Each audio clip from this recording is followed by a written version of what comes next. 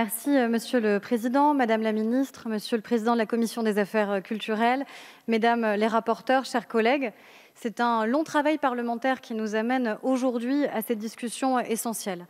Un travail parlementaire que nous avions engagé en 2018 à la demande du Président de la Commission des Affaires culturelles au travers d'une mission sur les nouveaux enjeux de la régulation audiovisuelle à l'ère numérique et que j'ai eu l'honneur de rapporter avec mon collègue Pierre-Yves Bournazel qui en était le président.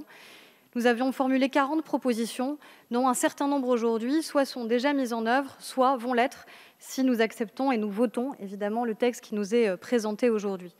Un long travail parlementaire, vous l'avez dit Madame la Ministre, qui a été à un moment interrompu, mais qui a pu se poursuivre à la fois parce que nous avons pu adopter la transposition des directives et le Parlement a fait le choix d'accepter aussi que ça puisse être fait par ordonnance, considérant l'urgence qu'il y avait à agir dans le domaine, notamment au regard des enjeux de financement qui sont ceux de la production audiovisuelle et cinématographique et de l'équité nécessaire qui doit exister entre les chaînes historiques et évidemment les nouveaux entrants bien connus aujourd'hui.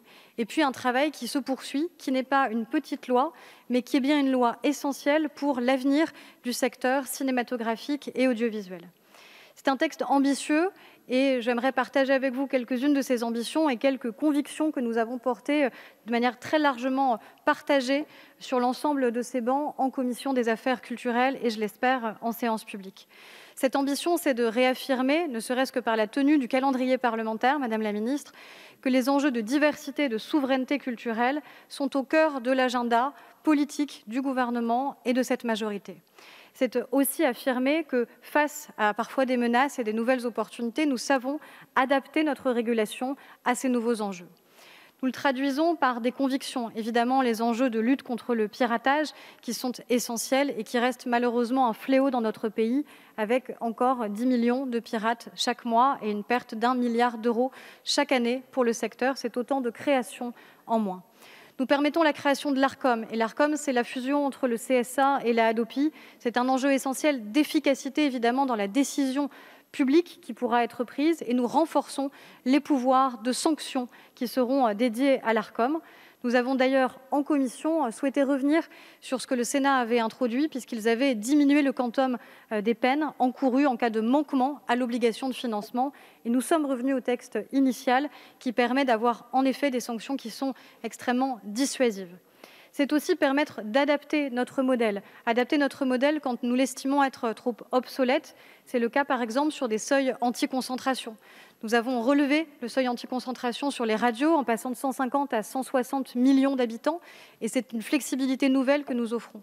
De la même manière, alors qu'aujourd'hui le seuil anti-concentration pour les télévisions locales est à 12 millions, nous sommes prêts et nous présenterons un amendement commun, gouvernement et rapporteur, à rehausser ce taux en s'appuyant sur des études extrêmement précises qui ont été faites par les services du ministère de la Culture, permettant que ce taux puisse passer, si vous l'approuvez, à 17 millions d'habitants. Là encore, c'est la démonstration que nous sommes prêts à adapter notre cadre législatif et réglementaire.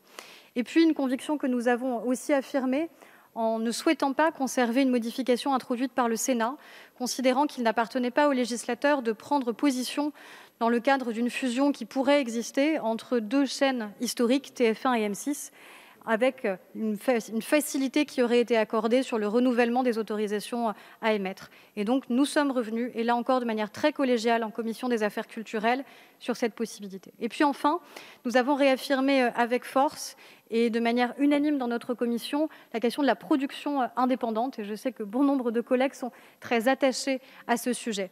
Les modifications qui avaient été introduites au Sénat étaient bien différentes de celles que nous avions voulu porter il y a déjà 1 an en commission des affaires culturelles et que nous avons portées là encore. Défendre la production indépendante, ça n'est pas céder à un quelconque corporatisme, c'est au contraire affirmer que c'est un modèle qui fonctionne, qui a fait ses preuves, qui le démontre chaque jour à la fois dans nos capacités à exporter, ce qui fait la force de notre pays, c'est-à-dire sa création audiovisuelle en particulier. Et c'est ce modèle que nous devons réaffirmer et soutenir, et nous l'avons fait en commission des affaires culturelles. Et je crois qu'il est important que nous tenions à l'Assemblée nationale sur ce point qui nous a paru comme étant essentiel. C'est un texte en définitive qui peut paraître parfois extrêmement technique ou abrupt quand on est au-delà peut-être de ces enjeux, qu'on ne les manie pas tous les jours. Pourtant, c'est un texte qui parle du quotidien des Français, qui parle de l'avenir de leur télévision, l'avenir de leur cinéma, l'avenir de la création et par son adoption, nous réaffirmerons la diversité et la souveraineté culturelle.